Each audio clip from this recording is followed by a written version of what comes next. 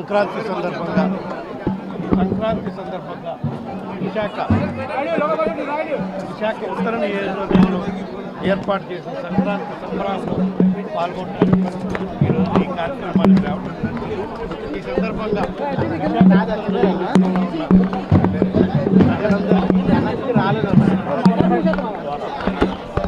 ప్రజలందరికీ కూడా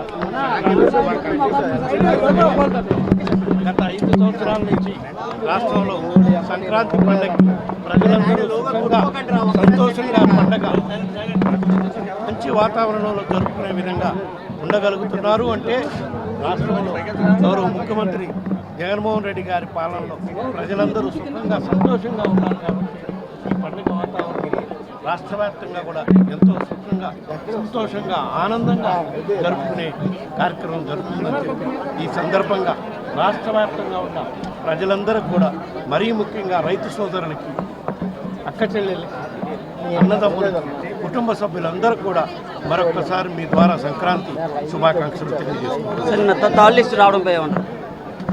భాగంగా ముందే చెప్పారు కదమ్మా 175 నియోజకవర్గాల్లో 175 నియోజకవర్గాలు అభ్యర్థులు గెలుపు కోసం పార్టీ విజయం సాధించేదని ఏ మేరకు అవసరమైతే ఆ మేరకు మార్పులు చేసుకుంటూ పోతామని మా అధ్యక్షుడు గౌరవ ముఖ్యమంత్రి జగన్మోహన్ రెడ్డి గారు లోగడ చెప్పిన దాంట్లో భాగంగానే ఈ మార్పులు చేర్పులు జరుగుతున్నాయి.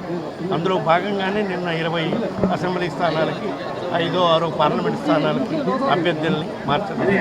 మీరు గమనించాల్సింది ఒకటే, పచ్చ మీడియా ఏ విధంగా అయితే ఎస్సీలని బీసీలని మార్చేసి అందరినీ ఓసీ సీట్లు మార్చట్లేదు అని దుష్ప్రచారం చేసే కార్యక్రమం చేస్తున్నారు. అది వాస్తవం కాదు అనే దాన్ని నిన్న చేసిన మార్పు చేర్పులు అత్యధిక స్థానాల్లో ఉన్న ఓసీలను తీసేసి బీసీలని ఎస్సీలని తీసుకుని రావాలి. సో ఎక్కడైనా సరే ఏ సామాజిక వర్గానికి అన్యాయం జరగకుండా గెలిపే లక్ష్యంగా అభ్యర్థులు మార్పు కార్యక్రమం జరుగుతుందని చెప్పి ఈ సందర్భంగా తెలియజేస్తున్నారు. తెలీదమ్మా, దాని గురించి నాకు అవగాహన లేదు. ఆయన తప్పకుండా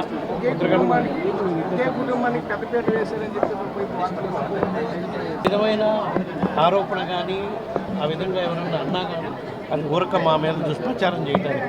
ఎందుకంటే కుటుంబంలో అర్హులైన వాళ్ళు ఉంటే ఆ సామాజిక వర్గంలో బలమైన అభ్యర్థి అయితే ఆ విధంగా అభ్యర్థి గెలిపే లక్ష్యంగా మేము మార్పులు చేస్తున్నాం. కానీ కుటుంబంలో 2 ఉన్నారు 3 ఉన్నారు అనే దానిపై దృష్టి పెట్టట్లేదు.